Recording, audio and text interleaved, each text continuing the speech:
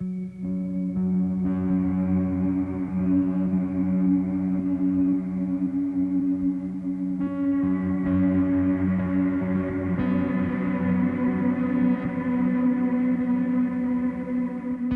is a new and trendy singleton format in Magic that has a lot of people excited and has a few similarities to EDH.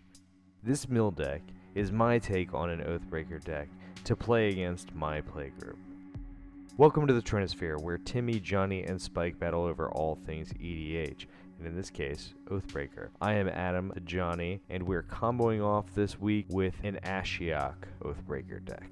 Before we get into the details, make sure that you hit the like button on this video to show us that you want more, and subscribe to see more deck techs and gameplay videos as they come out, and hit the bell icon for notifications. Specifically in the comments, make sure that you put that you want to or don't want to see more Oathbreaker deck techs and gameplay. So with this deck, we went all in mill. We did obviously take a little bit of a combo slant with it, but we went full on mill. In Oathbreaker, we only have 60 cards to work with, but it is a singleton format where we have 2 spells in our command zone. Our commander, which is a planeswalker, which we chose Ashiok Dream Render, and we have a spell with the same color identity, which is Glimpse the Unthinkable. So we are going pretty hard mill. So let's take a look at those spells first. Ashiok Dream Render is 1, a Dimir and a Dimir for a legendary planeswalker Ashiok that comes in with 5 loyalty. Has a static ability that says spells and abilities your opponents control can't cause their controller to search their library.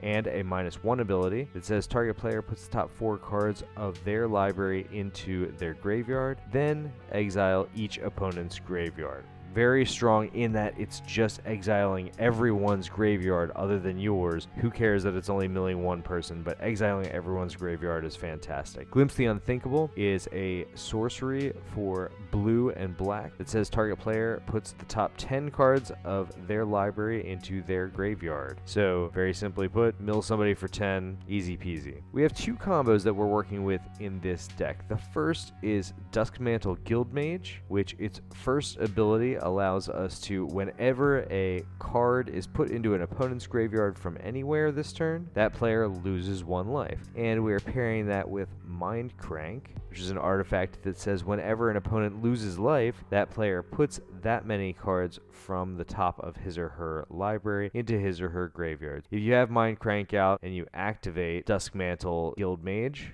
then they will infinitely mill as long as they lose a life along the way or mill a card along the way to kick off the entire cycle. So very simple, straightforward combo. It's a 2-card combo. You will need something to start off the life loss and or the mill. The other one is a little bit cheekier. I like old cards, and so Eater of the Dead is our first card of this combo, and that is going to combo with Phoenix, God of Deception. So Eater of the Dead says for 0, we can untap it and exile a creature card from a graveyard. And Phoenix allows all of our creatures to tap and mill a player equal to their toughness. So we could tap our Eater of the Dead, mill somebody for 4 if Phoenix is out, and then use Eater of the Dead's ability to untap it as long as they had at least 1 creature card in their graveyard. Hopefully they did out of the 4 cards that we milled, and then we can do that over and over and over and over again, and as long as they hit creatures and we're able to exile those with Eater of the Dead, then we're able to continuously untap. There's a little bit of luck required with Eater of the Dead to make sure that we're playing against decks that actually have creatures in them, but it is a cute combo nonetheless. Going all out with the mill, we still do have a couple of buckets of things that we're going to talk about. We're going to talk about removal,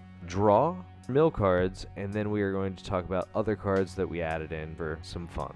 Alright, so our removal in this deck, we have Arcane Denial, Damnation, Go for the Throat, and Hero's Downfall, and I think just in that subsection we can see that we have a diverse set of removal. We have counter spells, we have board wipes, we have targeted removal of multiple types. Next we have Negate, Psychic Strike, which also allows us to mill a little bit, Remand, and Shriekmaw.